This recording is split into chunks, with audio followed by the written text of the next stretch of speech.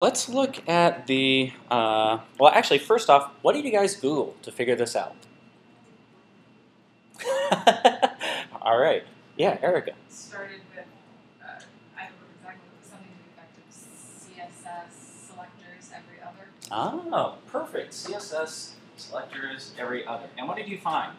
I found nth child odd and nth child even. Yeah, awesome. Nth child odd and nth child even.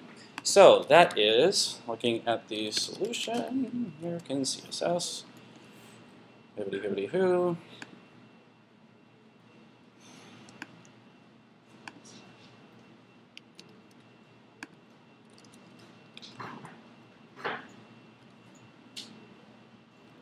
This thing, nth of type odd, which could also be nth of type even. This is an example of a pseudo-selector. And so nth of type, that selects, let's say you've got, I don't know, let's say you got a div, and then you got like a couple of A's inside it.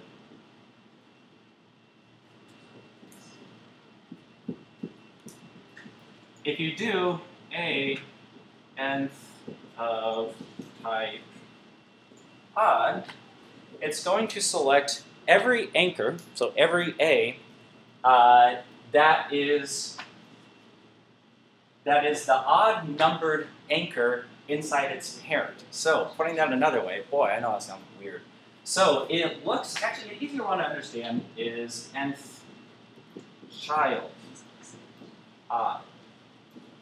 So nth child odd, it gets all of the, odd children. We probably have a lot of odd children in here. It goes inside, so it looks for every A. It looks for every anchor element.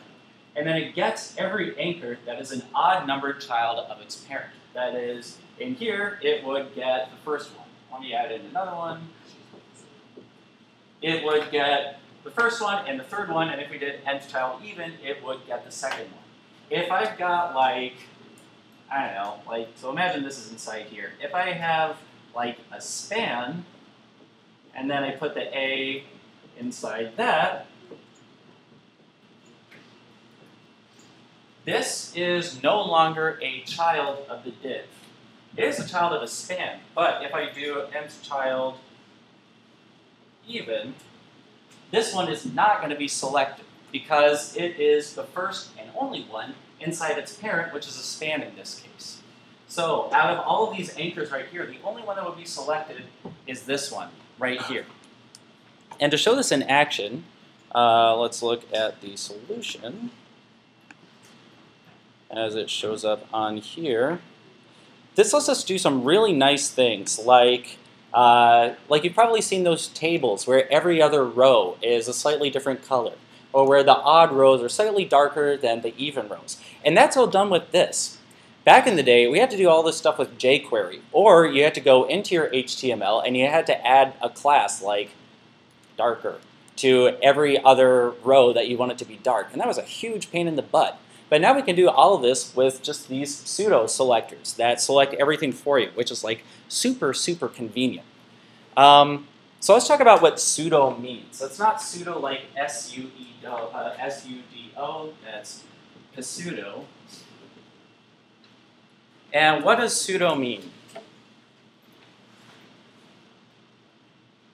Don? No, not sort of. Say what? Fake. Close. It means false. It's like Greek or Latin or, I don't know, Hebrew or Aramaic or something for false. So like I think slugs and snails, like they're the thing they crawl around on is called a pseudopod, or maybe the whole kind of creature is called a pseudopod because that's like means false foot. I don't know. Fun fact. Anyway, regardless, so a pseudo-selector, it's called a pseudo-selector, so it's called a false selector because it's not really selecting a class or an ID or a specific element. It's selecting an element in a specific state. It's selecting an element in a specific state. So it's selecting every odd-numbered element or every even-numbered element. It's not selecting the actual element, it's selecting its state, which I know is terribly exciting. But again, we can do really neat stuff with this. So let's see. Let's do some examples here. If I'm a little flustered, it's because I'm working on this, which is going to be an exercise that we work on later on. Anyway, yeah, so let's do something with these. Let's look at, well, actually, let's look at this website called NTester. So I'm going to slack out the link to it. NTester.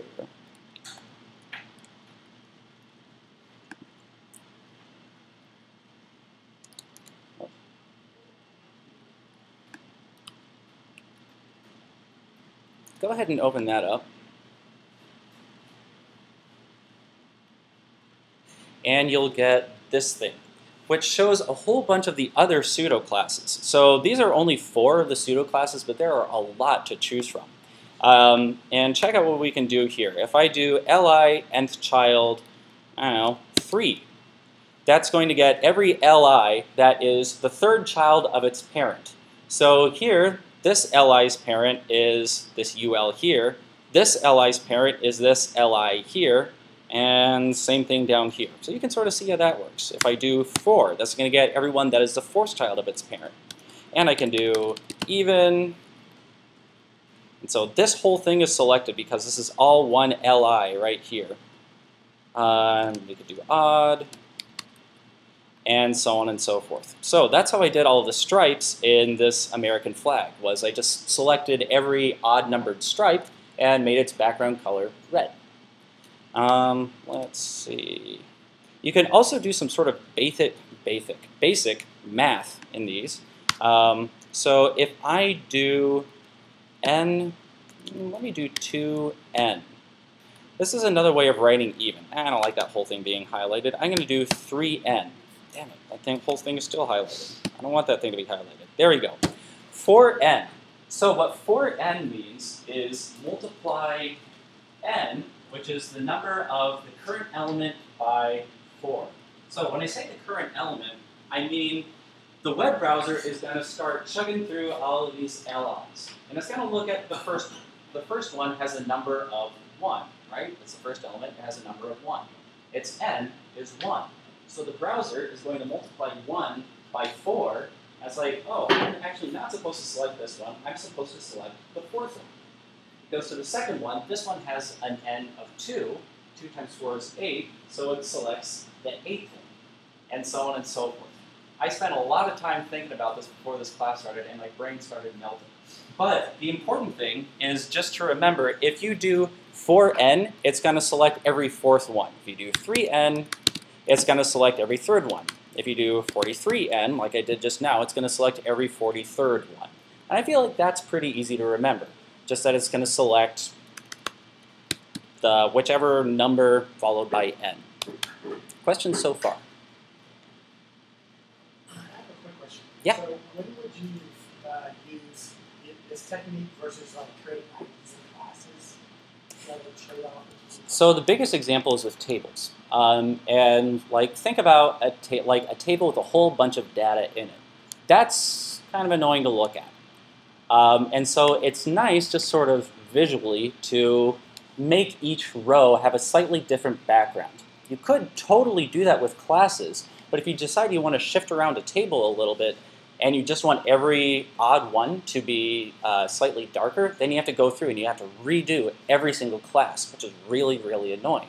So this way, you can do whatever you want to the table, and every odd-numbered row is still going to be different from the others. It's still going to be slightly darker than the even ones. So this cuts out a tremendous amount of work when you're dealing with a whole bunch of different elements. Yeah, John.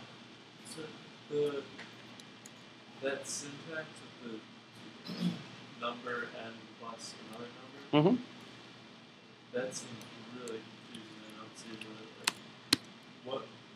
what does that simplify? It simplifies, so not a whole lot. It doesn't simplify anything if all you want to do is odd and even. But if you want to get every 3rd row in a table, which you might, then there's not a way to do that. You can't do like third in here. It's just the syntax you have to use to write that. If you think of this as like, oh man, I'm multiplying 3 by the number of the current row, and it's going to give me then again, your brain is probably going to melt and run out your ears. Whereas if you just think like, okay, to get every 5th one, I just type 5n. To get every 6th one, I just type 6n, and so on and so forth. That, I think, makes it a lot more manageable. So you can think about like the crazy math going on here if you want to, but I wouldn't. Just think, okay, if I want to get every 3rd, I type 3n. Other questions about that so far? Cool. So let's see. You can get really crazy with these, and you can select like, let's say I wanted to do, I could do everything after the 4th row. So the way you would do that is n plus 4. Again, thinking about the math of it, the math really isn't that hard, but it's just when you're thinking about the math as it applies to like 38 different rows that it starts getting complicated. But if you just want to select the 4th and on, you would type m plus 4. If you want to select the 5th and on, you would do m plus 5. If you want to select the 3rd and on, you would do m plus 3, so on and so forth. And you can sort of flip things around too. You could do, let's see, if you wanted to do up to and including the 3rd, you would do minus n plus 3. Up to and including the 2nd, minus n plus 2, and so on and so forth. It might be a bit easier to remember if you just flip it around and you do 3 minus n. Oh, except apparently you can't do that. Wow, I didn't know that. So I guess it always has to follow this syntax. N plus something. N plus something. It always has to follow that syntax. It could be minus n plus something, but n has to come first. So I can talk about this forever, and it's not going to make it any more pleasant. So instead, I'd like to give you guys an opportunity to actually play around with it. So I would like you to create this using it. So I have provided most of the CSS for you here. What you have to do is you have to go into styles.css, which is this thing, and you don't need to add any properties. You don't need to do anything else crazy. All you need to do is just replace me with the appropriate selector or selectors. And mind you, you can chain things together. So if I wanted to select, I don't know, every 3rd and every 4th, I could do like a nth child 3n, comma, a nth child 4n, and then I could put whatever CSS in. So these are just selectors like everything else. You can chain them together. You can stack them on top of each other. You can do whatever you want. And I'm anticipating this being really annoying because there is some like weird mathiness that goes on in this. So to make things a little bit simpler, you can go ahead and comment out this last replace me, the one that deals with opacity. That's the one that gives it this weird like checkerboard pattern. Without that, you don't have the checkerboard pattern. You just have 9 different blocks. And your goal is to make those 9 different blocks appear. So I'm going to select this out. Feel free to use each other as resources. Feel free to play around with it and see what you can do. Mind you, there is a solution. There's always a solution. But there's totally more than one way to do this. And I don't think mine is even the most efficient. If any of you are like really mathy people, I would encourage you to see if you can like beat my solution. But I'm going to send this out right now.